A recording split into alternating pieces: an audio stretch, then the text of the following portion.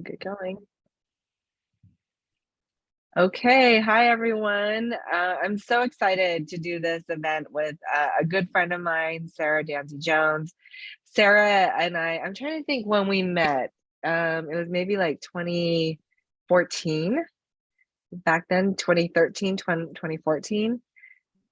Oh yeah, this will take you way back because this back when you launched your startup with its first name, Arducat. Oh yeah. And So that would so have been 2014. Yeah, and we've just become such great friends, and so I feel like this is just really a conversation with a friend. But we're talking about a really important topic about virtue signaling and what that means.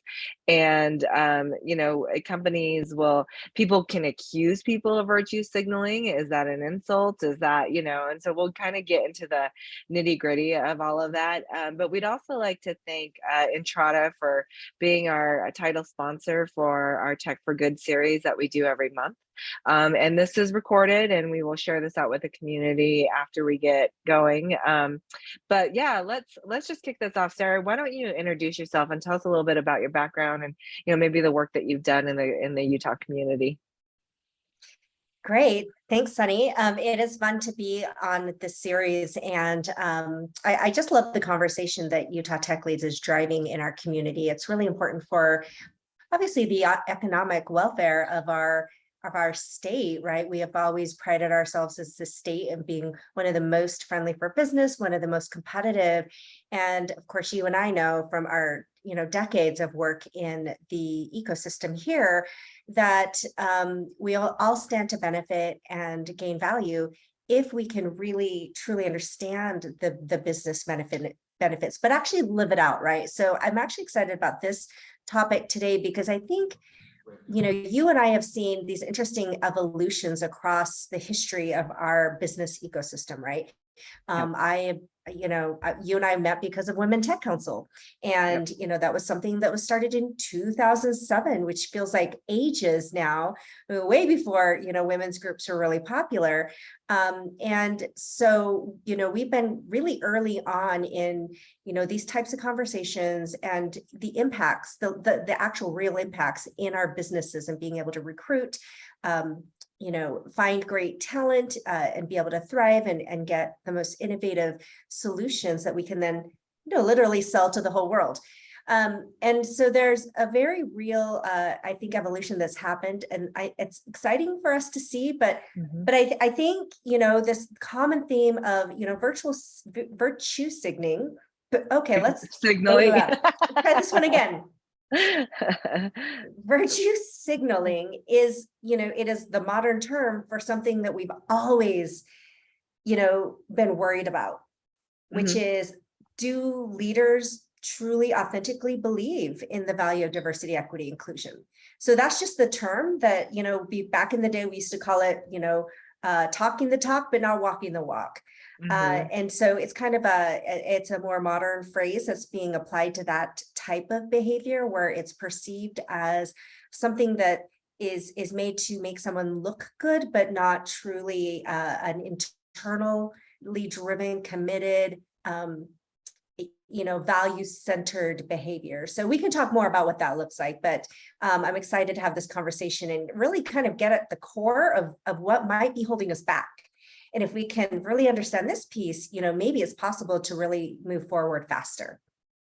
Absolutely. I mean, we talked about, Women Tech Council starting in 2007. I remember my career in 2007. It's 2022 now. How much things have changed in companies, and not all companies are the same, and in terms of change. But the fact that we are even talking, like, DE&I didn't really exist as a core corporate concept back in 2007. And I remember I heard the first time I heard back then it was D&I, like someone had to explain it to me because I had never even heard it like as an acronym. And so when, I think that there are a lot of companies who want to, thinking about the corporate evolution of DE&I, and a lot of companies would like to support, this, but they're afraid of virtue signaling or the perception of virtue signaling, or they're afraid of alienating a portion of their company. Let's say they're 90% male and white, like the Utah State Legislature, and then they say, hey, we have a DE&I initiative, and 90% of that group says, what does that mean for me? How do you recommend people ease into this, or do they need to ease into it? Well, might be good if we step back just a little bit and just kind of describe contextually what's happened a little bit. I think with the pandemic, the economy being very uncertain, and then you have social injustice, the murder of George Floyd. You have COVID and disparate impacts, and now we seem to be coming out of it, but it's sort of this never-ending never-ending challenges that businesses are facing. And so I think if I'm, putting myself in executive shoes, there's a bit of empathy, because both you and I have been executives, we've run companies, and we can certainly empathize with how challenging these past few years have been. So let's, just make sure that we understand contextually that it hasn't been easy for any leaders. And then on top of that, what has happened is the expectations of diversity, equity, inclusion have actually dramatically shifted. So before, when we used to say diversity and inclusion, it used to just mean diversify. That's all it meant.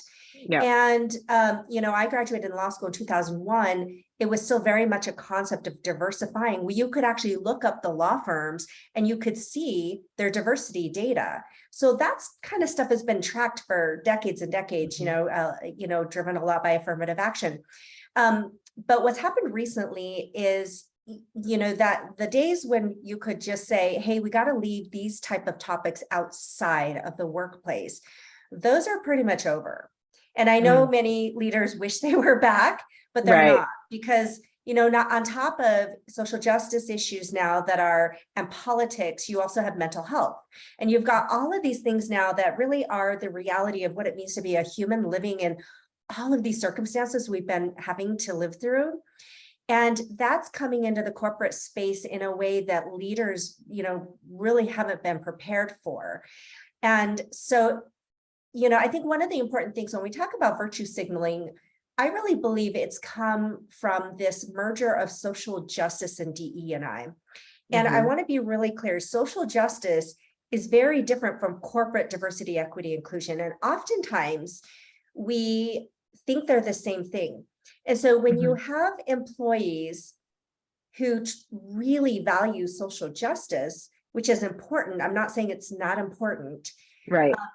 It sometimes does not align, or it clashes with the ideas that executives have of what diversity, equity, inclusion means in the workplace. So fundamentally, there needs to be an alignment of, well, what do you mean when you say I'm virtue signaling? What do you mean by that? Right.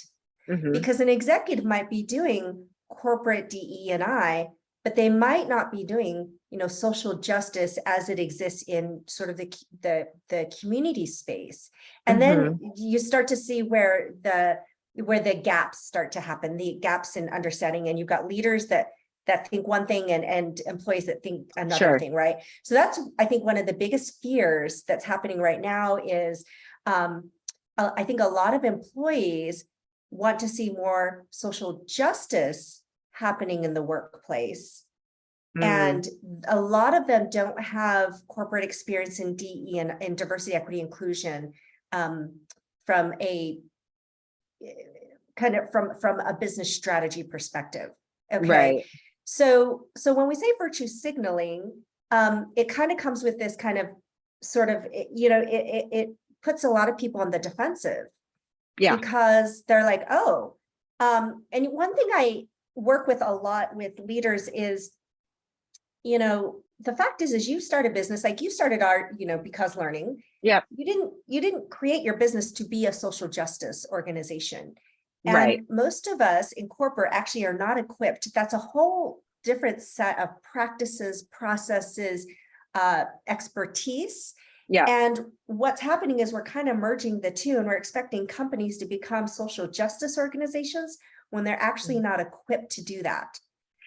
And so I think first and foremost, it's getting clear on, well, what do you mean by when we say virtue signaling, and we got to kind of separate out those practices and contextually where the confusion's happening within organizations. I'm going to stop there because I just Yeah, no, I think that's really landed a interesting. lot. Yeah, that's really interesting how you separate that social justice, and DE and I as two very different things, because we've seen, obviously, like, examples of, let's say, one example I saw was a company wanting to celebrate Juneteenth, and they served fried chicken and watermelon. And the backlash that they feel, and that they were, this is not really, they were trying, but didn't land well. And so I think there is this fear of what is the right thing to do. But I think that you make such a good point of separating those two. And I guess, companies, if they want to become social justice warriors, you have B corporation and things like that, then that's fine. But you're saying if it doesn't align with their, maybe business mission goals, then, maybe separate it. Am I understanding that correctly?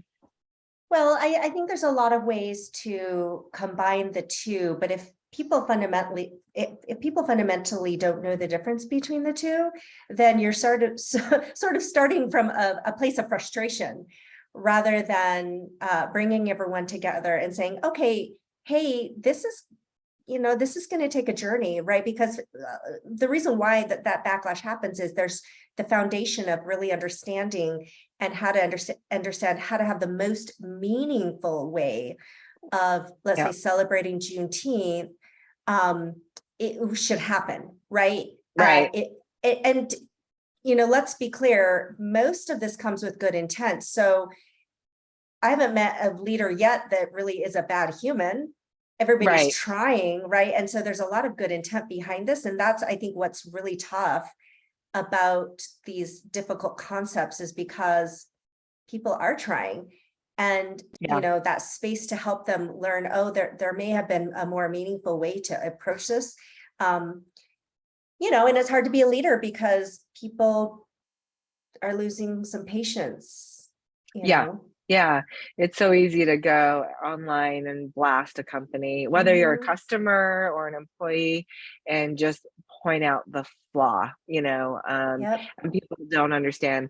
Maybe there's, well-meaning behind it, or maybe it's the context isn't all there. So, and then people pile on. So, I mean, that is the world we live in. So let's talk about, at what level, if you're really on a mission to support DE&I work, where does that change? Is it a bottom-up approach? Is it kind of a company-wide thing? Like, what are your recommendations there? Well, the phrase, if you want to make change, but you keep doing the same thing over and over and over again, maybe stop doing that.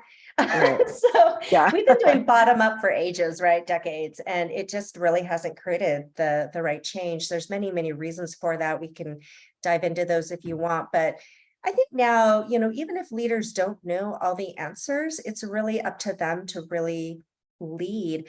And I don't say lead in the sense that executives are the automatic experts in DE&I. What I mean is that the leaders get to set, that cultural expectation that Yeah. we're all going to learn together. Like, Yeah. hey, guess what? I don't know this. You don't know this. We're all learning. So let's all learn Hmm. it together. That's where you start to build the confidence and the trust in a leadership team that's really showing that intent to learn and understand. And really, really get deeper into how does this impact how do I create business alignment around this, right? Hmm. Because most leaders are coming from a world where, diversity, equity, inclusion was the thing that passionate employees did, the thing that not everybody needed to care about. And, oftentimes it was done for free, right? Hmm. Was unpaid labor in a company. But it was good, right? It's that thing that gives you that immediate emotional lift, a quick marketing lift, and people actually think it's best practices. And what leaders are learning is they're actually having to relearn a new set of best practices. So the way Hmm. I like to explain it is, sure, it's best practices, all the stuff that we've been doing pre-pandemic but that was best practices when you couldn't get a full executive team fully on board and aligned and Mm-hmm. engaged.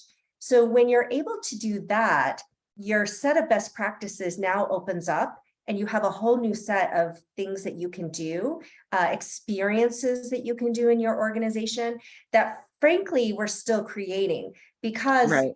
this idea of all the leaders being part of this experience, this, learning journey together really doesn't happen a lot.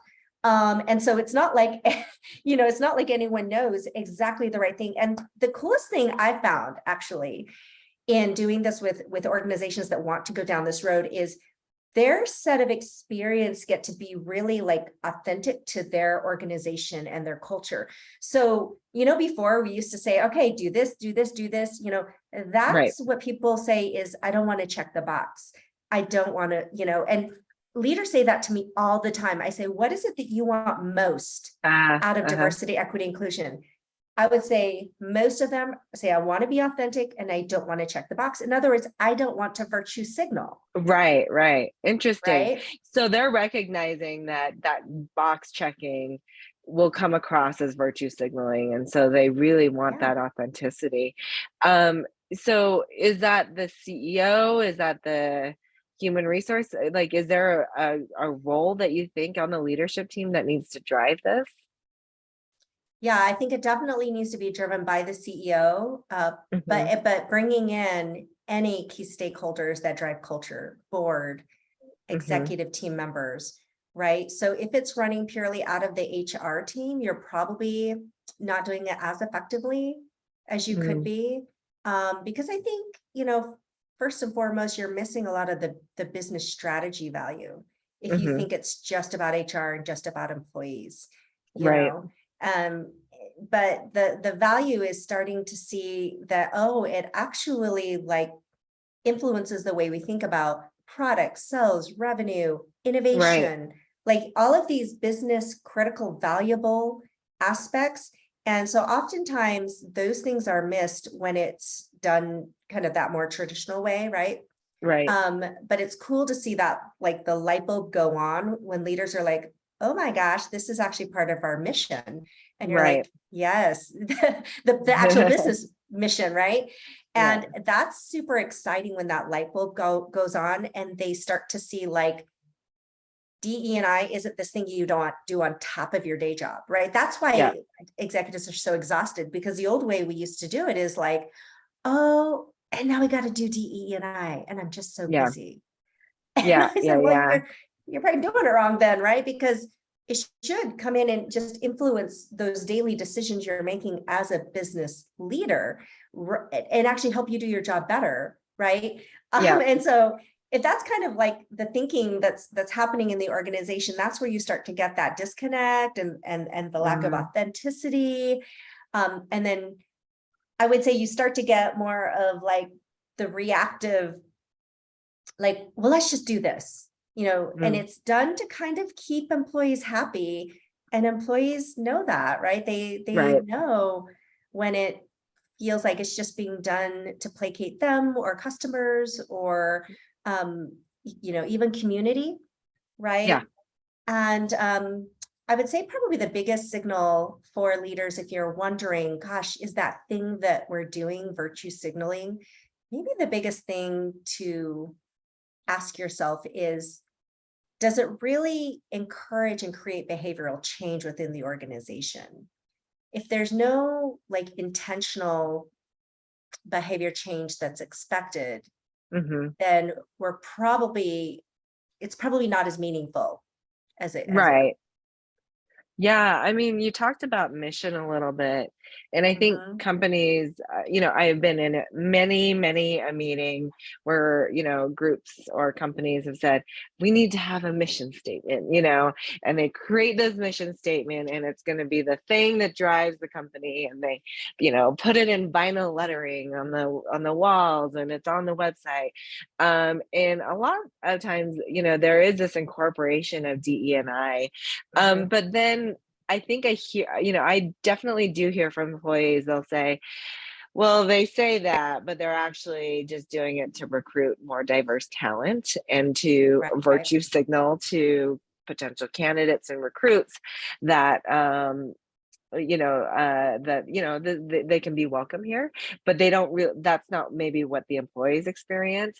What are your thoughts on Yeah. that? Because like sometimes there is this like put up an intention and let's work towards it, and maybe that's the mission statement, because it doesn't mean that you have to like have achieved it. But yeah, I'd love to know your thoughts on these things. Well, most organizations, they have mission statements, they have values, and they have leadership behaviors. And if those are not connected and then aligned and taught as core leadership behaviors, then yeah, it's just a mission statement, right? It's not, Hmm. again, that expectation that it's actually going to influence how we interact with each other, our customers, the community. This is what you should expect from us because these are our core values. What's actually really fun is if you can align all of that so that I love when you don't even have to say the word diversity, equity, and inclusion in your values or your leadership behaviors. You describe it, right? So inclusion, what does that mean to you, right? And Hmm. you're actually able to illustrate that. And what does that start to look like within the organization? And then you're training to that and you're holding each other accountable to that. So that's again where you have the authenticity gap, right? You've got a mission statement, there's a lack of alignment. People come into the company, they're like, yeah, but your culture is not what your mission statement said, Right, right. right? And that's where you get the revolving door. You might get people in, but you also push them out, right? Um, and so that's just a consistent, I think, challenge of leadership always is to really make your internal culture Hmm. aligned with what you put out there externally. And Right, diversity, equity, inclusion is maybe one of the hardest areas to do that with. It right. is for sure challenging. Right. I think, I definitely saw a shift, and I don't remember exactly what year, but it was when I was raising capital. Mhm. And so I'd spent a lot of time on like VC websites. And then there was this like movement to show that you had a diverse team, which typically meant that they had a female who was an EA, or an office manager. And, all of a sudden, like her picture was put on to show that and to me, that was very much a virtue signaling. And then you had other organizations, and one of the most favorite VCs that I got to meet with was Kapor Capital, and it's started by Mitch and Frida Kapor. And what was really fascinating is that back in, oh, I guess it must have been like 2015. Any company that they invested in had to have some sort of DE&I statement, and or how that they were going to achieve that. And they didn't tell them how to do it, but that was going to be a criteria if you took their money. And it was so different, because they naturally had a diverse partner team. They naturally had diverse founders they were investing. So I really enjoyed like that kind of. I felt it was authentic versus just, Yeah. I'm going to slap someone's picture up on there. So yeah, I think that is really true. Um, what I mean, I know that you've been doing this work for a long time. I know that particularly after 2020, and what happened with George Floyd, that it got really busy for you. You had a lot of companies that were saying, uh-oh, we need to be paying attention to this. But I'm sure that came with a lot of challenges. I mean, it's great for business, right? And Mhm. it's great to see this happening in our community. But what are some of the biggest challenges that you've seen as you've been working on Inclusion Pro? Gosh, I would say, well, what's kind of been interesting, so that was almost 3 years ago, and it's been interesting to see the evolution. So, right, as it's just from a sheer marketing perspective, like what is it that people are coming in wanting and requesting? And so it's been really interesting to see. I do think that there's a shift and deepening of understanding of what companies need to be doing, right? Because that first year was training, training, training, training, implicit bias training. And I'll just be candid. I wouldn't start with implicit bias training. Like I Mm. think it is a very reactive approach. And I think anyway, there's a lot of foundation that needs to be laid to make implicit bias training really effective within an organization, right? So it's interesting that that was like the first thing that people, but again, they didn't know what they didn't know. And so when Mhm. I get a chance to kind of walk people through and explain, what's the right foundation to be laid, it's actually really fun because, I've played this, I guess maybe educational um, mentor role for a lot of organizations, and then they're like, oh, but the biggest challenge, honestly, is that usually it's someone from the DEI committee approaching me, or someone from the HR team. And Mhm. that always signals to me this interesting, like, oh, interesting. I wonder why, I wonder what's going on in their organization, why it's coming from this approach. Why have they been tasked? Mhm. Because the type of work that I do is really around organizational transformation, very much a strategy, at executive level strategy. Mhm. Um, but like one of the most, I'll just give you an anecdote. One of the most successful companies I've worked with, and one of the funnest, is Pack Size. And their first approach to me was many members of their executive team and other stakeholders in the organization. So the first meeting I had with them, there was like 6 people on the call, and it wasn't just coming from like this mid-level grassroots. It was the founder, the CFO, and I Yeah. just thought, well, this is really different, and it's exciting because I was like, oh, okay, they really want to see some transformational shifts in their organization. And so that's been, I think, a really fun experience. So it's even interesting in the way folks approach me, that I can somewhat tell kind of what stage of the journey Oh, they're at, uh-huh. Yeah. which is fine. Like that, I'm not sitting here judging or saying that's wrong. I'm just saying it's pretty normal and common. But to be able to see companies grow and evolve and say, okay, I'm now collaborating to say, okay, now how do we, now take the DEI strategy and really lift it off of the HR executive's plate and really distribute that work across all leadership. Mhm. That's a really fun transformational moment, when the leaders are like, oh, I get it now, right? Yeah, Um, yeah. because it really is, it is really not HR, right? It is really not what, kind of that, which folks think is a very traditional approach to diversity, equity, inclusion. So it's fun to see that evolution and journey for organizations. I do want to say too that that was obviously, people were in crisis, very reactive, and we have a recession coming up. And what's going to be very interesting in this topic of virtue Right. signaling is who drops off in their DEI work and who stays the course.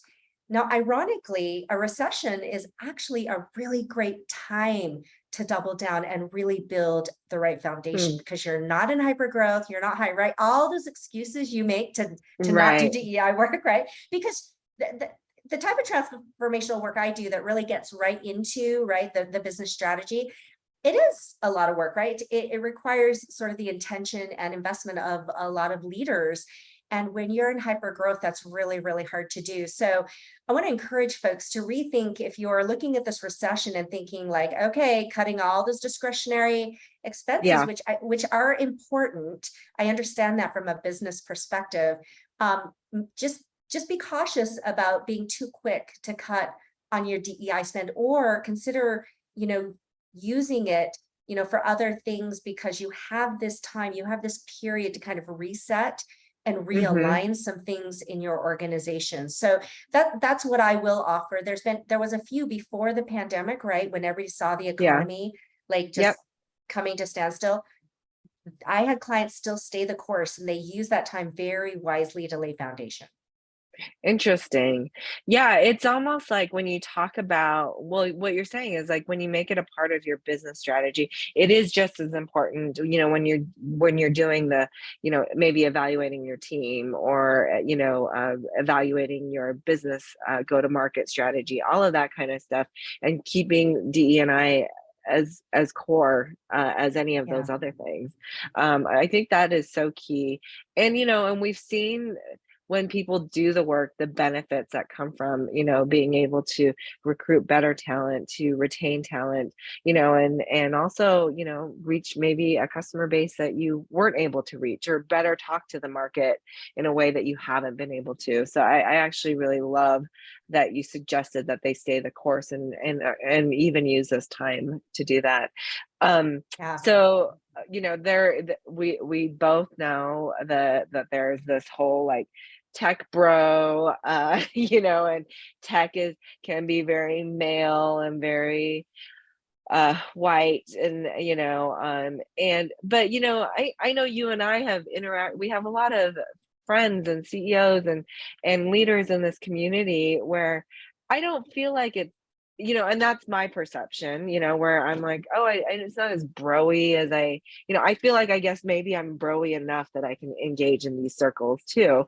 But there's no doubt that tech companies need to improve. And where do you think that tech companies should improve? I mean, there's this perception, maybe I'm right, maybe I'm wrong, but based on the interactions that you've had with tech companies in Utah, where do you think we could use the most work? I guess I would offer um, a couple observations. For a long time, I mean, you probably recall this, anyone in our tech community, I really think our tech communities thought they were leading in DE&I. Hmm. Um, and I think that did a couple of things, which made them feel like, oh, I get it, right? I'm there. But a lot of the work was very external, right? Hmm. It was outside of their organizations, in the community, or in, whatever, magazine art outlet or newspaper outlet or whatever, right? Um, and I think we missed this opportunity, but it's not too late, obviously. We missed an opportunity to actually really take that work internal. And both you and I know that folks ask us all the time what the culture is like at companies, Hmm. right? Just like anyone would, right? Because they care about their career. They want to go to a place where they're going to thrive and not have to really struggle to be able to thrive. And so, um, people are still asking those questions. And if people don't think they are, I mean, maybe talk to a few people because Yeah. um, culture is still very much cared about, right? Asked about, and the expectation has gotten even higher Hmm. for leaders to really be intentional about culture, internal culture, right? Not Yeah. just what we put out there in job postings, whatever, but it has to align, and they want it to align. So I do think that, you know, tech has felt like they have led for a long time, but I think there's still a long ways to go. And I think just not being complacent, not feeling like, oh, we've done enough. I mean, gosh, I guess I could say that I've done enough.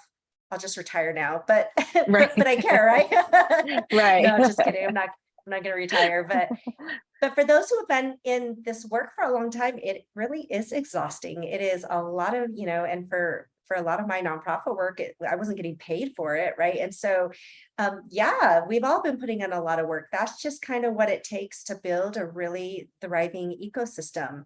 And so I hope people will stay committed and continue to do the work.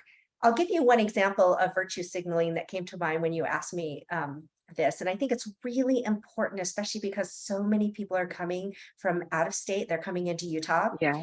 And so I hope people really become aware of this thing that happens all the time, probably to you too, Sunny.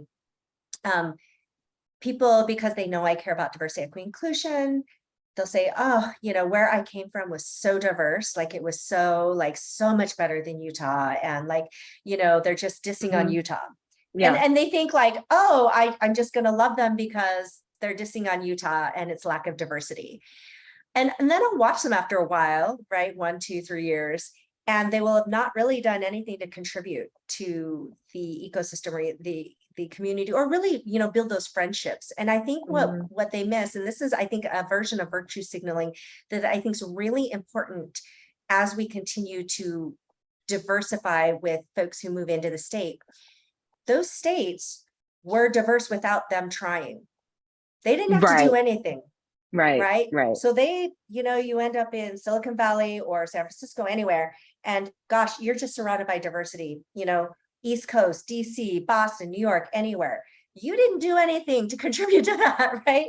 And Right. so when you come to Utah and you're talking to diversity leaders, kind of like, dissing on Utah, it's kind of not cool unless you're putting in the effort here in the state of Utah, right? Hmm. Unless you've actually gone out, built those relationships. Like, people don't realize in Utah, there's a muscle that you have to build here that you don't have to build in those states. So Right. just because you lived in a diverse community outside of Utah does not mean you have that muscle. And Right. I think it's really easy to say that when you didn't do anything to contribute to that diversity. So again, it's walking the walk, right? Hmm. In Utah is different than what it might have been in another place. Here, you will need to contribute. You will need to build relationships, right? When I see people that brag about, coming out of Utah, but their whole executive team is white male, I'm like, well, what were you doing? Clearly not making friends with, Right. network with anyone Yeah. around you, that were literally like your next door cubicle partner or whatever. Yeah. Right. And so, that's kind of the lack of awareness, I think, that we're talking about is be more aware of what do you mean when you say you care about diversity, equity, inclusion, and are you really going to come in and be a contributor to our ecosystem and help us grow? Or are you just going to sit comfortably, in your executive office and And just be like, criticize everybody that's been here. Yeah. yeah, because just because you happen to have worked in a different community doesn't mean that you that you know exactly how to create that culture within Uh-huh. your own organization here in Utah, where it will be more challenging. It will be you will be expected to influence the mindsets of the other leaders in Hmm. your organization, right? Right. Right. And Right. a lot of people don't know how to do that because it just, they weren't expected to be the leaders in that space. But here, you need to learn how to lead in that space. So that can be challenging, I think, for some folks. And so that awareness, it Yeah. doesn't matter if you're men or women. I hear this from both men and women. So it's not a man issue. It's a let me come in and learn how I can contribute value to this Utah ecosystem that I am part of, right? Right. And that may require a learning curve or a relationship building curve for you. Yeah, you say that and I kind of reflect back on the number of times I've heard, "Oh, it's not diverse here." So I guess there's nothing I can do, and I certainly in our friend network, we have very diverse friends, and we have there are some amazing people in this community, and anytime, we can get together and share those contacts, some people will be like, "I didn't know that there was all these black people here and all, they are there, but if you don't engage or, look to seek those relationships or be parts of organization, because we've got the Utah Black Chamber, we have Women in Tech Council, we have all these organizations, Equality Utah, that are trying to do this work and bringing communities together. But if you don't Mhm. participate, you're going to be in that silo of your own little bubble, and it Yeah. does. Yeah, you definitely have to put some work, a little bit more work in Utah, and exercise that muscle. So, and I'll just say this: if you have any questions from the audience, go ahead and put those in the chat. We'll leave a few minutes for that. But tell me, are there books or resources, like if someone is wanting to look at, how do I explore this or get a better understanding of what virtue signaling is or DE&I? Are there any recommendations that you have? Oh gosh, maybe I need to write a book, but Yes, you should write. You should I am, definitely write a book. Yeah. well, I actually did write an ebook, and it's a free download on my website, and it's called Inclusive Leadership and the Authenticity Gap. And it's really, that might feel like, "Ugh, authenticity gap, that make me feel Uh-huh. defensive." But what it's really intended to illustrate is,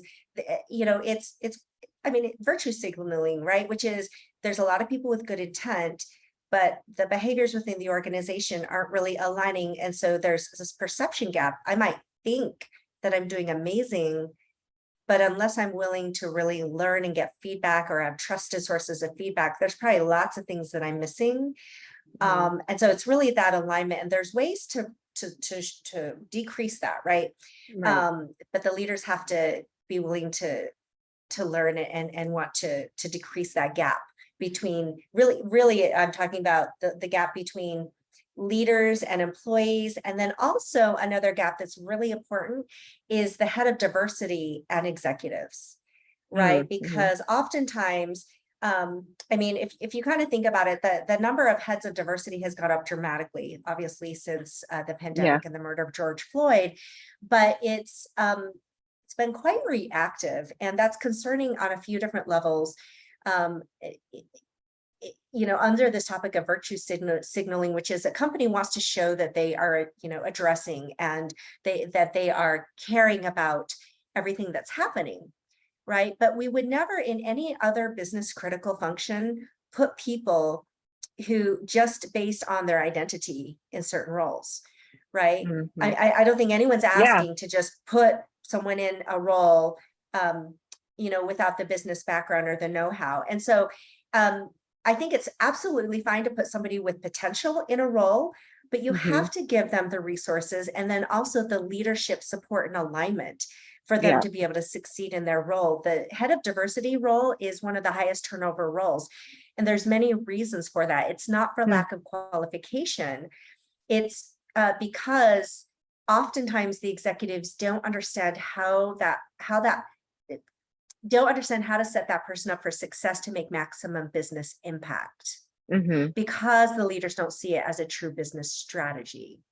So Right. there's not really any other role you would start to see that type of hiring Yep. and lack of support happen, right? So you hire a Yep. product manager, they need to go and learn how to be a product manager. Of course, you're going to support that, right? It's Right. really no different than a DEI professional who might also need external consultants to come in, right? And, external resources. But oftentimes the executive team is like, well, we just, invested, let's just say 150,000 FTE dollars. That's commitment for that Right. role, Uh-huh. right? And that's all they have to work with. Yeah. Well, that's that person's salary, but there's nothing else. So this is, I think just an important time for people to kind of um, think about how do we better support our heads of diversity, right? And help them succeed so that we don't, exhaust them in that function because they can't be expected to a single person can never change a whole culture. That's just, Yeah. I've learned that plenty of times. Sure. um, Sure. but, you know,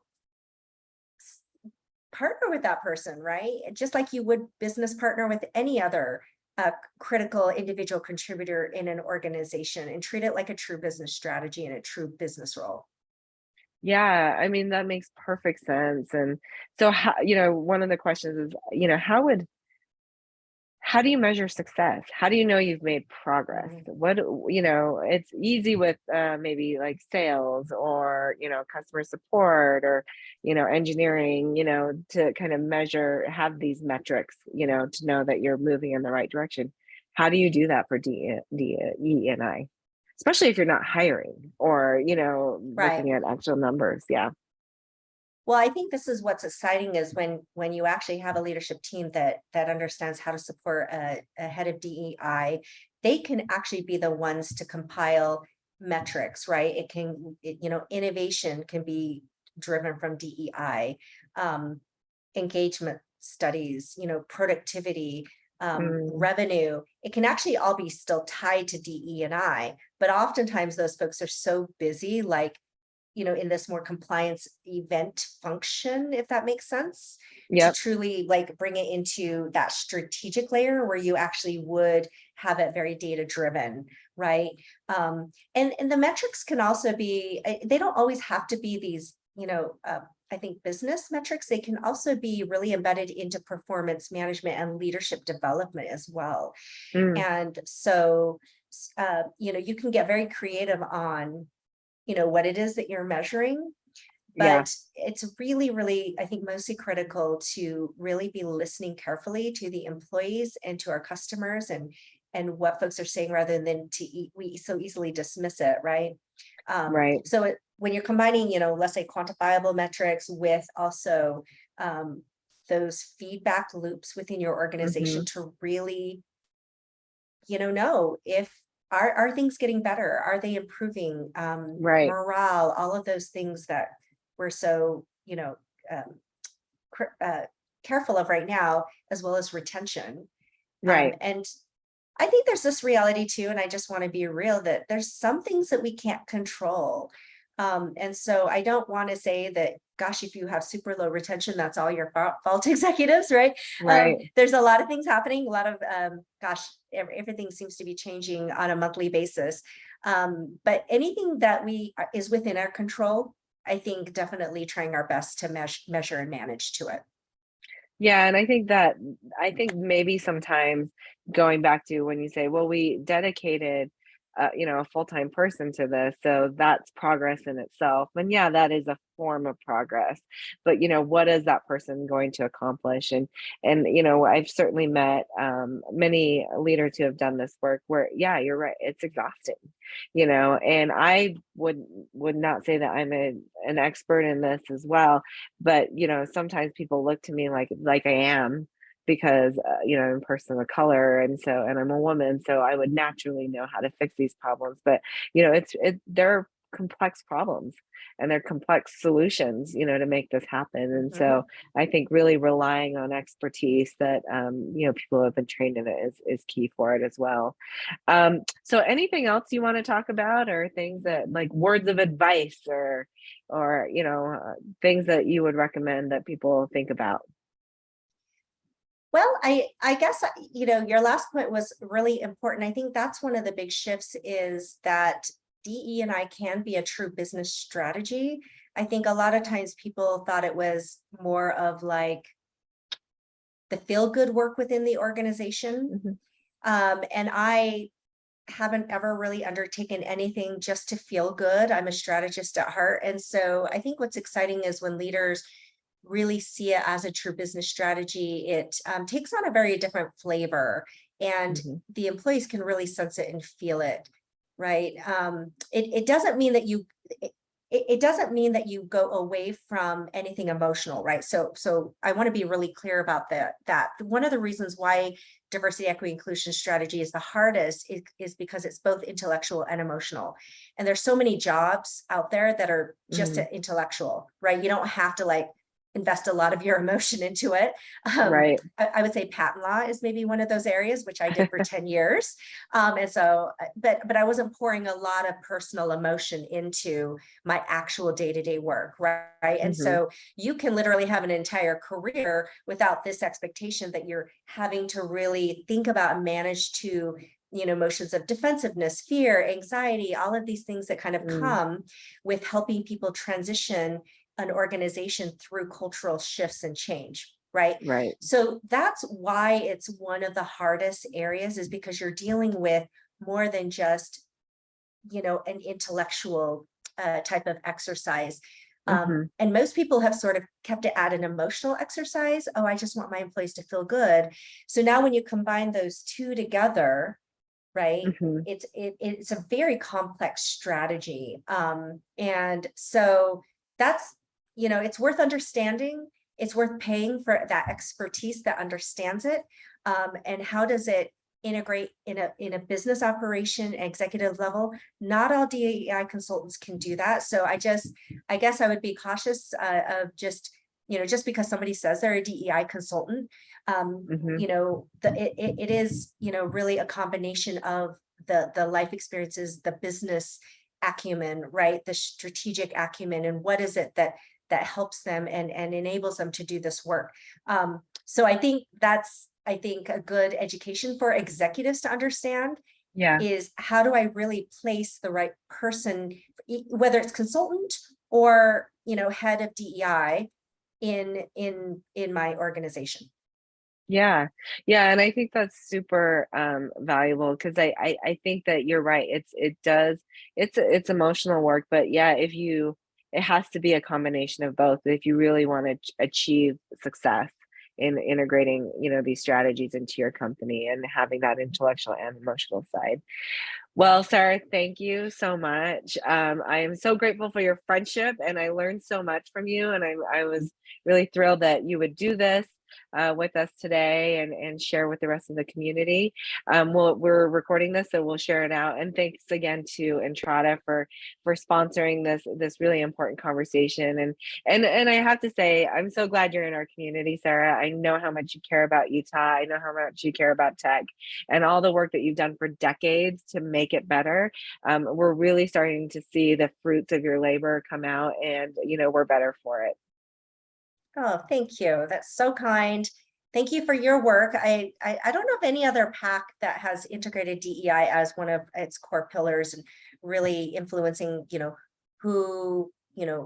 which political candidates are being supported. Are there any other PACs doing that, or is Utah Tech Uh, Leads one of the only I'm ones? not sure. I just know that it came back as a really important value for tech communities, for the tech companies here. And so, It's we awesome. want to respect that. And we have a lot of work to do, but I love that we're able to lead out on this and have you, share your wealth of knowledge with the community. Well, thanks for having me. Happy to Okay. support. Thanks, Sarah. Okay. Okay, see Thanks, you later. everybody. Bye.